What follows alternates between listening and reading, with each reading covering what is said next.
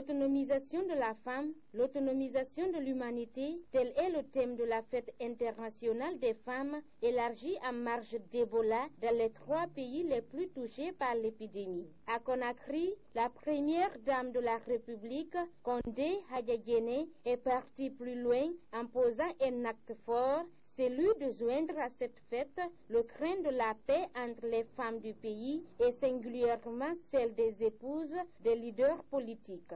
Le tout autour d'un banquet offert par la première dame. Main dans la main, l'épouse du chef de l'État et du chef de file de l'opposition ont invité les Guinéens à l'entente dans la fraternité. En donnant du travail aux femmes, on contribue directement à la croissance de l'économie. En assurant également la promotion des droits de l'égalité hommes-femmes, nous gagnons en justice et en qualité au profit du développement d'une société unie et prospère. C'est l'occasion pour moi, pour nous, mes sœurs, de faire un plaidoyer auprès des autorités à tous les niveaux pour défendre les droits des femmes et renforcer cette autonomisation. Dans ce dîner entre maman, amis et sœurs, Hadjadjéné Condé a demandé l'implication de ces femmes de jouer le rôle de sensibilisatrice auprès des différents acteurs politiques lors des élections présidentielles de 2015. Bientôt les échéances électorales et ce sont nos époux, frères, sœurs, filles et fils qui seront dans la course. Notre rôle est de veiller à promouvoir un esprit de solidarité et d'unité pour des élections apaisées, transparentes et acceptées de tous. Nos actions doivent être tournées vers le renforcement de nos valeurs traditionnelles et la culture de la paix et de la quiétude sociale. Cette soirée de retrouvailles et de communion a connu la présence des représentants des institutions nationales et internationales et de celles des ambassadrices accréditées. La soirée du 8 mars a été riche en chants et danses au rythme et sonorités musicales guinéennes et africaines, sous les doigtés des Amazones, comme pour dire que les femmes sont debout.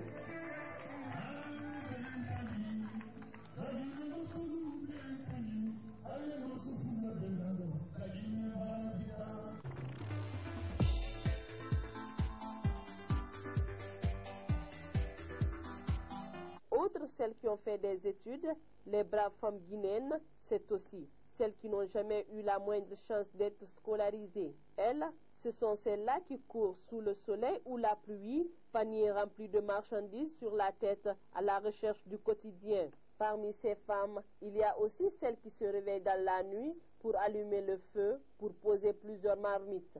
À l'image de Fatou Souma, veuve et mère de 7 enfants. Depuis le décès de son époux, cette mère de famille subvient seule aux besoins de ses enfants.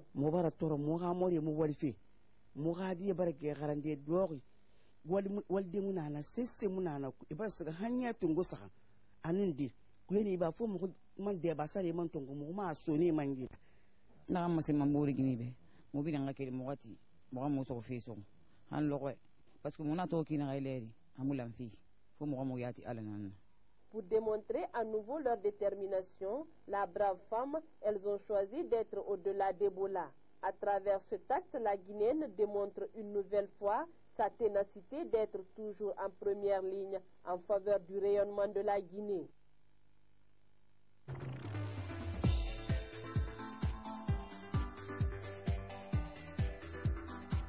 Enfin, le vaccin contre le virus Ebola est en Guinée. Ce samedi, le Premier ministre a procédé au lancement officiel de l'essai clinique de ce vaccin au centre de santé amélioré Djenekaba de Kaporo, dans la commune de Ratouma, devant les représentants de l'OMS, les membres du gouvernement et la coordination de lutte contre Ebola. Le Premier ministre affirme qu'avec cette phase, Ebola sera vaincu. Avec cette nouvelle phase qui s'ouvre, la Guinée va connaître une nouvelle réalité. Ebola va être définitivement vaincu dans ce pays. C'est pourquoi, au nom du chef de l'État, le président Alpha Condé, l'ensemble du peuple de Guinée et du gouvernement, nous tenons à remercier la communauté internationale pour s'être mobilisés rapidement et promptement pour mettre au point ce vaccin. Et j'encourage tous les Guinéens à accepter de se faire vacciner pour que Ebola soit définitivement vaincu dans notre pays. Pour la représentante de l'OMS, c'est un vaccin qui a été donné de façon expérimentale. Et c'est le moment de prouver qu'il peut protéger contre le virus Ebola. La communauté internationale a travaillé dur pour arriver à avancer, à accélérer ce développement de vaccins qui met d'habitude une dizaine d'années, tout en respectant toutes les normes de sécurité. Alors ce vaccin a déjà été donné de façon expérimentale, ça veut dire qu'on pense qu'il va marcher, on n'en est pas encore tout à fait sûr, a été donné à plusieurs centaines de personnes en Afrique, en Europe, en Amérique du Nord, et c'est le moment maintenant d'essayer de faire la preuve qu'il peut protéger contre le virus Ebola.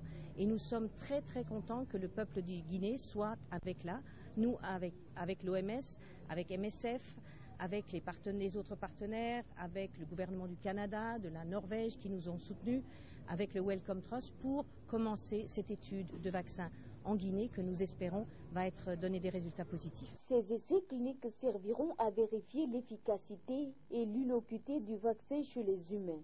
Et ils porteront sur les personnes saines âgées de 15 à 50 ans, à l'exception des femmes enceintes.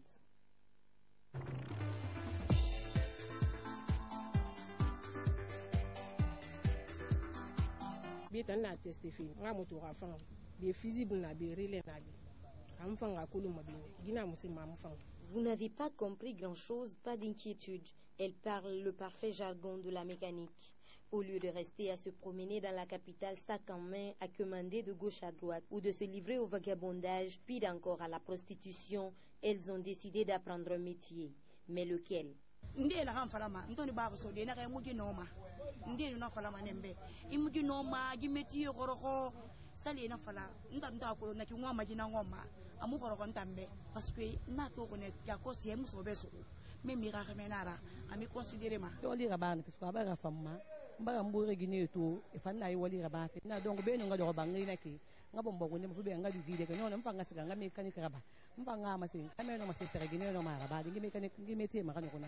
Elles sont au nombre de 10 filles célibataires à embrasser la mécanique. On les retrouve au garage gouvernemental tous les jours, clés en main, à réparer des moteurs de véhicules couchés à même le sol ou encore dans les fosses pour des vidanges. Ce métier très connu par les hommes, ces femmes se disent fières de le pratiquer.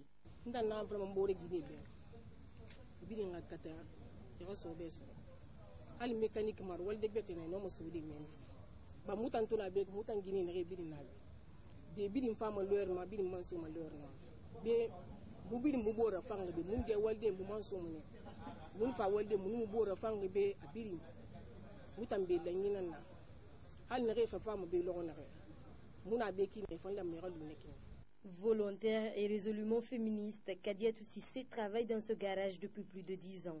Parmi toutes ces femmes mécaniciennes, elle est la seule maîtresse. Son ambition, ouvrir un jour son propre garage. Ça fait 10 ans que je métier là-bas.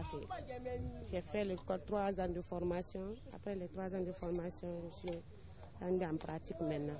Au fil du temps, je vais être maîtresse. Je vais ouvrir un garage. Même si je travaille pour l'État, je vais ouvrir un garage pour moi. Certes, l'exemple des femmes mécaniciennes reste un cas isolé. Mais en Guinée comme ailleurs, les préjugés ont la vie dure. Mais l'égalité est en marche.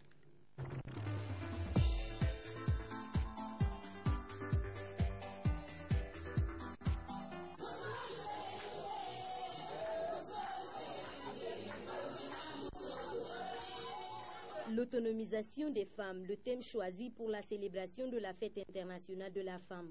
En Guinée, tout comme dans les pays de la Manoriva Union, la fête est placée sous le thème « Les femmes au-delà d'Ebola ». Informer, éduquer et sensibiliser sur le virus Ebola, voilà entre autres des points qui ont marqué la fête à Kindia, dans le Kenya. Dans la lutte nationale, chez moi, régionale, on s'est fixé beaucoup d'objectifs. C'est de sensibiliser nos femmes leaders de groupements, d'associations, de serrés, des ateliers de couture, de coiffure, des femmes vendeuses, des femmes travailleuses pour les modes de prévention et de contamination du virus Ebola. vous ne nous permettez pas aisément de venir faire notre travail. Oui, alors que depuis le premier cas au niveau de notre région, qui date du 22 mai à partir de Tielimélé, rien que les 5 préfectures du pays, nous avons perdu 514. Ils sont nos pères, nos mères, nos enfants, nos épouses, nos maris. Pourquoi alors vous continuez à nous chasser avec des coups de pierre? Les femmes du collectif pour la réélection d'Alpha Condé en 2015, avec à leur côté le président d'honneur, ne sont pas restés en marge de cette fête. Pour Malik Sankon, le combat contre Ebola est une affaire nationale, mais les femmes en première ligne. Ce qui est valable pour les femmes de Kindia est valable aussi pour toutes les femmes de Guinée. Aujourd'hui, notre priorité, c'est la lutte contre la maladie à virus Ebola. On nous a présenté l'état actuel de la région administrative de Kindia et nous constatons qu'il y a toujours la résistance venant de la région de Forcaria. Alors nous demandons, puisque c'est les femmes qui sont à l'avant-garde de tout ce qu'on obtient dans ce pays, nous invitons les femmes réellement à prendre le problème à bras le corps afin que cette maladie soit éradiquée. Mamasta Bangoura, âgée d'une trentaine d'années, est guérie d'Ebola. Elle invite ses consoeurs à multiplier les efforts dans le respect des mesures d'hygiène édictées par les autorités sanitaires.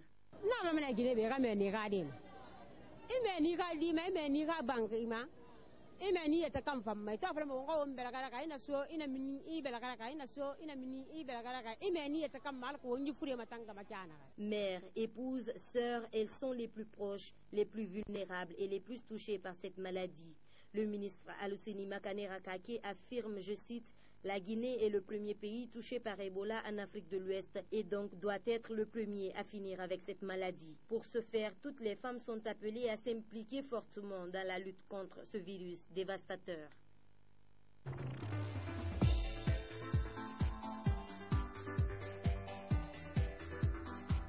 Située à 100 km de Conakry, la préfecture de Forêt-Caria a désormais sa radio communautaire. Cette préfecture, fortement touchée par la maladie hémorragique à virus Ebola, vient d'être dotée d'un instrument qui va permettre d'efficacement lutter contre la maladie Ebola. La directrice régionale des radios rurales se félicite de cet acquis et magnifie toute son utilité. La radio communautaire de Forêt-Caria est la 24e station créée à un moment déterminant de l'histoire de notre pays. Les équipements de la radio de Forêt-Caria, d'une valeur de 899 975 000 francs guinéens, gracieusement offerts par UNICEF Guinée, sont constitués d'un émetteur de 500 watts et de ses accessoires, un studio d'émission numérique complet, des kits de reportage, 2 ordinateurs, un groupe électrogène de 15 kVA, 3 splits de 1,5 chevaux chacun, l'ensemble du mobilier de la station, le coût des installations, la logistique et la formation de 8 animateurs et techniciens qui seront formés dans les jours à venir par la Fondation Hirondelle en Guinée. Pour le représentant de l'UNICEF en Guinée, cette radio est un investissement qui permettra de passer de bonnes informations. Je suis heureux au nom de l'UNICEF d'avoir été capable de respecter un engagement que nous avons pris pour la population de Forêt-Caria devant le préfet, mais aussi devant le ministre de la Communication, celui d'aider à avoir une radio rurale dans cette localité.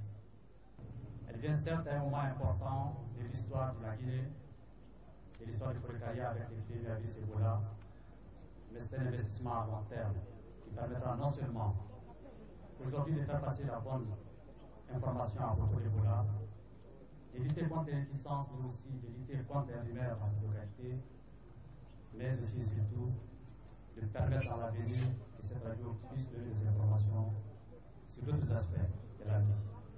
Les bénéficiaires, quant à eux, se disent heureux.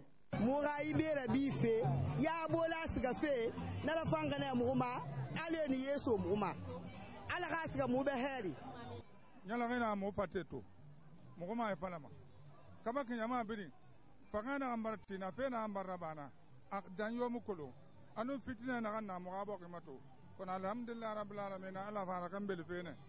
noter que l'épicentre de l'épidémie Ebola a déménagé du bec de perroquet de la région forestière pour le littoral, où les préfectures de Dubrika, Koya et Forekaria sont fortement affectées. Mais avec la mise en place de cette radio communautaire, l'information et la sensibilisation vont toucher un grand nombre de populations de la Basse-Guinée.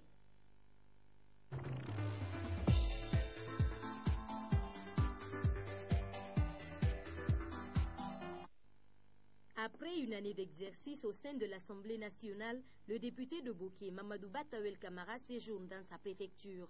Un séjour qu'il met à profit pour rencontrer ses mandants et leur expliquer le travail fait à l'hémicycle pour le Kakandé. Dans toutes ces communes rurales que nous avons la chance de cette fois-ci de visiter, c'est les mêmes préoccupations. C'est les problèmes d'école, c'est les problèmes de route, c'est les problèmes de lampadaires, c'est les problèmes de téléphone, c'est les problèmes des écoles, c'est les problèmes de route, c'est les problèmes de ponts et c'est les problèmes environnementaux. Kamsar aujourd'hui, à quelques mètres de la cité, la voirie de Kamsar, elle n'est pas faite. 50 ans d'existence, même pas 50 mètres entre la cité et le village qui n'a pas de voirie. Le projet Simandou, considéré comme le projet phare, débouchera sur plusieurs avantages en faveur des Kakandéka. Simandou est un projet qui a un investissement de près de 20 milliards de dollars. C'est important pour une Guinée que nous connaissons avec toute sa dette qu'elle a. Mais avec la confiance des investisseurs privés à travers le monde sont engagés à payer son montant. Donc ce projet sera financé par le système qu'on appelle BOT, c'est-à-dire j'ai investi, nous travaillons et je me fais rembourser. C'est parce qu'il y a la confiance que ces financiers portent sur le chef de l'État, et qu'il porte sur la Guinée. Ce projet a une importance capitale. D'abord, payera les taxes de développement communautaire. Deuxièmement, l'emploi est accordé à la jeunesse. Troisièmement, les PME de la Guinée, ces zones vont travailler. Et quatrièmement, un chemin de fer qui quittera Simandou pour Forekaria. Ebola au centre des débats, l'honorable Tawel Camara a profité de cette tournée pour sensibiliser les citoyens de Bouké sur le respect des mesures préventives.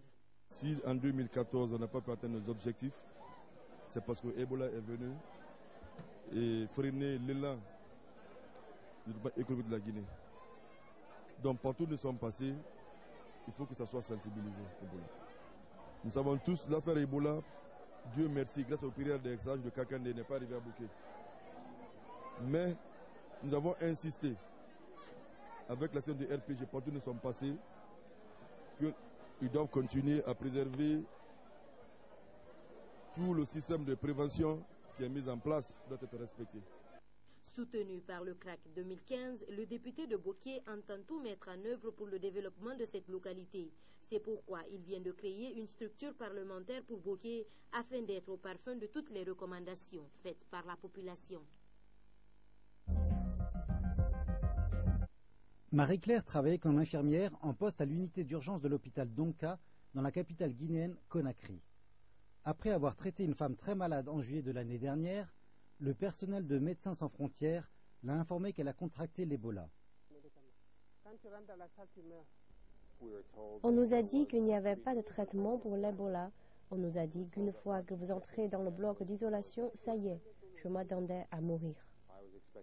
Et vous avez survécu? Dieu a créé un miracle en moi. Après sa convalescence, Marie-Claire est retournée travailler, mais a été rejetée par ses amis et le propriétaire de son logement l'a chassée.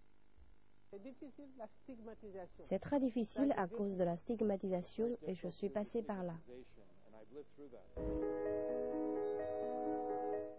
Marie-Claire a riposté contre l'ignorance qu'elle a rencontrée en s'exprimant contre la stigmatisation des victimes de l'Ebola et est apparue dans cette vidéo pour la campagne « S'attaquer à l'Ebola ».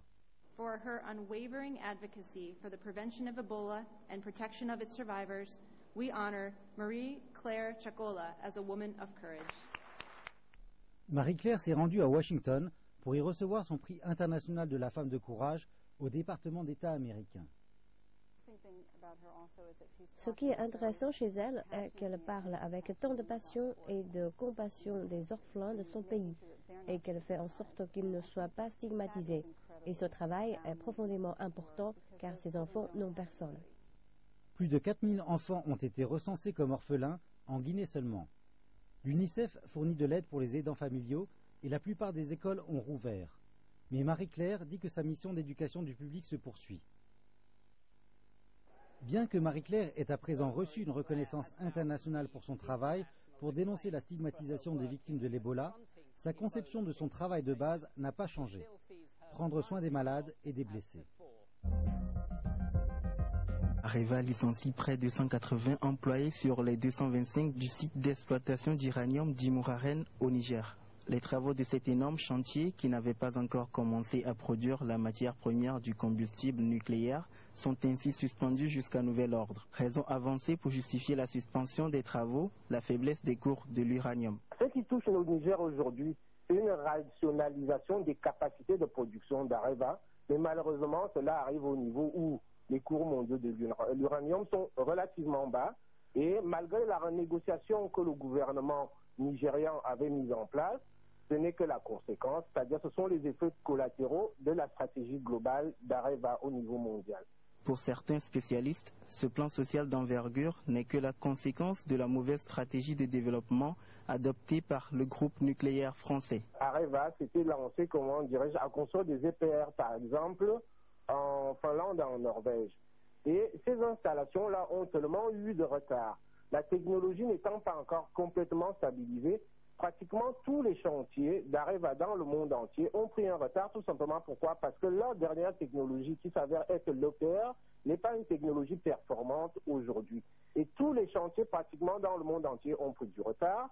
Donc les licenciements qui s'effectuent aujourd'hui au Niger ne sont que la conséquence de cette stratégie, si vous voulez, globale d'Areva, qui n'a pas été une stratégie à succès. Les employés contraints au départ ont tenté de négocier des conditions avantageuses en réclamant 10 mois de salaire. Selon Areva et le gouvernement nigérien, le chantier d'Imouraren doit redémarrer d'ici 2 ans pour un début d'exploitation de la mine en 2020. En Côte d'Ivoire, le procès de l'ex-première dame Simone Gbagbo et de ses 80 co-accusés reprend ce lundi 9 mars.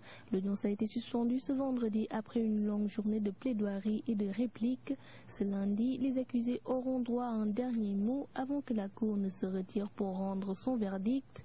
Pour la défense, il est important, à l'issue du procès, de réconcilier les Ivoiriens. Il ne faudrait pas qu'il y ait une justice des vainqueurs et une justice des vaincus. On a gaspillé des millions et des millions pour la réconciliation avec la commission de réconciliation. Et on a vu ce que cela a donné. Mais ce verdict-là peut réconcilier et doit réconcilier les Ivoiriens. Pour certains analystes, plusieurs faits viennent compromettre le caractère équitable du procès.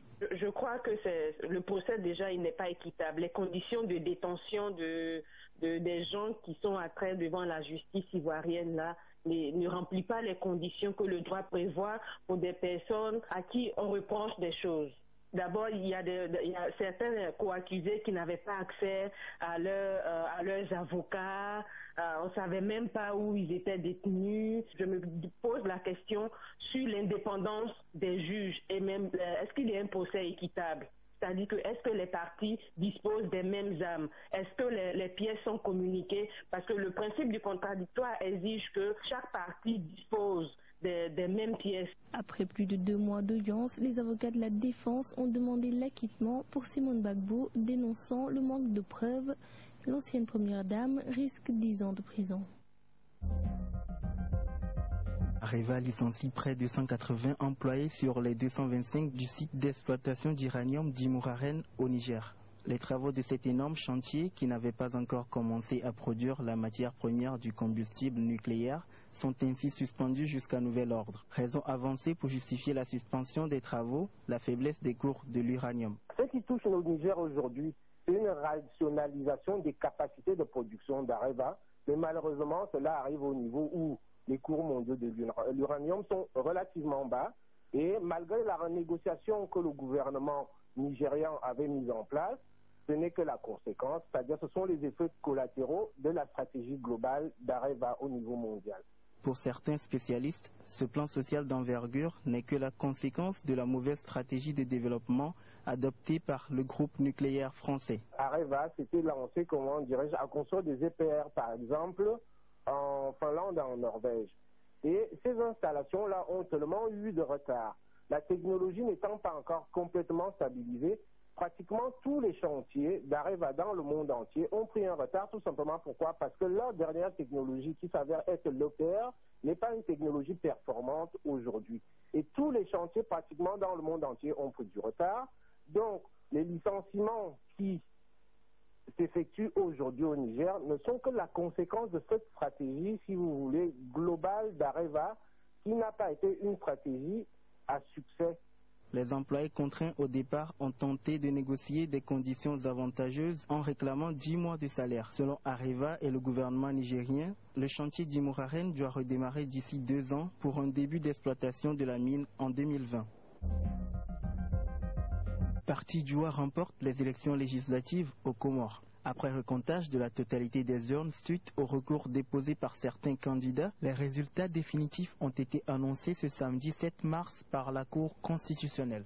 La victoire du Parti Djoua confirme les premières tendances. Il y a 2 formations principales, notamment celui de l'ancien président Sambi, qui s'en est bien sorti, puisqu'il y a une dizaine de députés, donc 7 élus, notamment 5 conjoints, 2 ici, plus nous, le PEC, puisque nous sommes alliés. Il y a le parti du pouvoir actuel qui, effectivement, a pu aussi s'en sortir avec quelques députés. Les forces de l'ordre étaient mobilisées massivement aux abords de la Cour constitutionnelle. Cependant, aucun débordement n'est à déplorer. La bonne tenue de ces élections vient renforcer le processus démocratique aux Comores. Les Comores se sont ancrés depuis maintenant une bonne vingtaine d'années, 25 ans dans la démocratie pluraliste. Il y a eu effectivement une petite parenthèse avec le coup d'État de l'ancien président Azali. Depuis, les institutions se sont parfaitement bien rodées. Il y a eu une alternance, il y a eu des élections en 2006, en 2010 et là, l'originalité de ces élections, c'est que pour la première fois depuis l'indépendance des Comores, donc depuis 40 ans bientôt, c'est la première fois qu'il y a eu des élections communales. Il y a eu ces élections et maintenant, il y aura les élections des maires. Et là, c'est original pour la démocratie locale. Je pense que c'est une très bonne chose. La loi prévoit que 3 conseillers par île, choisis parmi les partis élus majoritairement, siègent au Parlement. Le parti Djoua ayant obtenu la majorité à Anjouan, il y enverra donc 3 de ses conseillers avec en plus 2 conseillers venus de Grande Comore et de Morélie. Le drapeau de l'État islamique est brandi, mais cette fois-ci par des hommes de l'armée irakienne qui viennent de gagner du terrain face à Daesh. Une vaste offensive a été lancée la semaine dernière pour reprendre le contrôle de Tikrit, ville entre les mains des combattants sunnites de l'État islamique. Bagdad y a lancé toutes ses forces. Des renforts ont été acheminés hier de Bagdad, et notamment des véhicules blindés équipés d'armes modernes, pour aider nos frères à libérer les villes de Tikrit al-Alam et Salah al-Din, si Dieu le veut. Nous sommes venus de la province de Bassora pour participer à la bataille de Tikrit. Selon le général Dempsey, attendu aujourd'hui dans la région, l'issue du combat laisse peu de place au doute. La reprise de Tikrit n'est qu'une question de temps au regard des forces en présence. Près de 23 000 membres des forces gouvernementales et alliées sont déployés face à seulement quelques centaines de combattants de l'État islamique. Les Irakiens bénéficient également du soutien et de la présence de commandements iraniens sur leur sol. Cette campagne pour reprendre le contrôle de Tikrit est la plus grande offensive jamais menée à ce jour. En cas de succès, ce serait la première fois qu'une armée et des milices s'emparent d'une grande ville entre les mains de l'État islamique. Comme vous l'avez dit, Sarah, la position traditionnelle du Hamas, c'est essayer d'élaborer une trêve de long terme avec Israël, sans pour autant reconnaître bien sûr le droit d'Israël d'exister, surtout pas en tant qu'État juif. Le Hamas dit que selon les lois coraniques et islamiques, il est en mesure de proposer une trêve pour une trêve. Cette fois-ci, le Hamas exige la levée du blocus, la levée totale du blocus qui permettra au gouvernement du Hamas de relancer la reconstruction de la bande de Gaza. Il exige bien sûr l'ouverture de tous les points de passage entre la bande de Gaza et l'État d'Israël, entre la bande de Gaza et l'Égypte. Il exige de permettre au gouvernement de Gaza de pouvoir importer, exporter de la production de la bande de Gaza et à la bande de Gaza. Donc toutes les clauses qui ont pour but de changer, de faciliter la tâche et la vie quotidienne des Gazaouis. Maintenant, Sarah, il faut comprendre, le Hamas, il est isolé. La réconciliation avec l'autorité palestinienne ne progresse pas. La réconciliation avec l'Iran ne progresse pas. Les fonds que la communauté internationale a promis pour la reconstruction de la bande de Gaza n'arrivent pas ou arrivent d'une façon très lente en comparaison à ce que les Gazaouis ont espéré, surtout les gens du Hamas. Dans cet état-là, le Hamas utilise chaque rencontre avec un émissaire étranger pour essayer de relancer cette initiative très vieille du Hamas. Ce que disent le Hamas, qu'il n'y avait pas un document précis, il n'y avait pas un émissaire précis, mais qu'ils ont présenté cette initiative à tous les émissaires qu'ils ont rencontrés ces derniers mois. Pas une seule goutte de kérosène dans cet engin qui prend son envol. Solar Impulse, deuxième édition du genre, va tenter le pari de faire le tour de la Terre avec une seule source d'énergie, le soleil. L'appareil a décollé ce matin d'Abu Dhabi pour un périple de 5 mois entrecoupé de plusieurs escales. 17 000 cellules solaires remplaceront les bons vieux réacteurs, responsables, eux aussi, d'émissions de gaz à effet de serre. L'appareil a l'envergure d'un Airbus A380, mais il pèse à peine plus qu'un 4x4 familial avec ses modestes 2,5 tonnes. L'objectif du projet est de promouvoir les technologies propres. Émotion, contenu de l'un des pilotes avant l'embarquement. Je crois que nous sommes tous les deux à un niveau d'enthousiasme qui est spécial, mais aussi de concentration, tout simplement de joie. Son compère, Bertrand Piccard, n'en est pas à son premier coup d'essai. Lui-même descendant d'une famille de scientifiques et aventuriers, il a réalisé le premier tour du monde en ballon et sans escale en 1999. Dans cette aventure, les pilotes ne seront pas seuls. 130 personnes suivront pas à pas la progression de l'avion. Appui logistique, météorologues, contrôleurs aériens et ingénieurs, les tâches ne manquent pas. C'est à Monaco que le centre de contrôle a élu domicile. L'expérience pourra aussi se vivre en direct sur un site internet spécialement créé pour l'occasion.